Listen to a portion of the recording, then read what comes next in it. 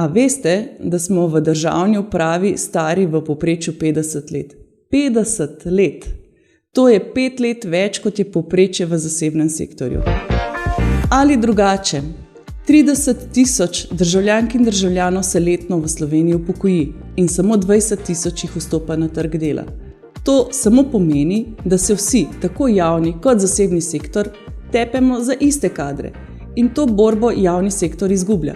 To je tudi razlog, da smo v Zakonu o javnih uslužbencih ponovno uvedli štipendijske sheme, ukvarjamo se s tem, kako brendirati javno upravo, kako približati delo, poslanstvo, ki ga v javni upravi opravljamo, tudi mladim. Osebno lahko rečem, da si želim učinkovit, kvaliteten, dostopen servis, ki ga bodo omogočali zadovoljni in motivirani javni uslužbenci. Zakon o javnih uslužbencih predstavlja prav to, predstavlja korak v smer profesionalizacije javne uprave. Prav zato je tudi pomembno, da v naše vrste privabljamo tiste, ki so primerni.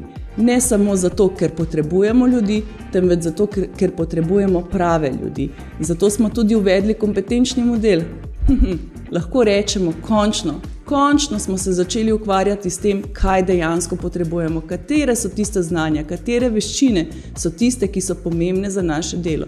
Ker da, vse je v ljudeh in da, samo kvalitetni javni uslužbenci so tisti, ki bodo zagotavljali kvalitetne in učinkovite javne storitve.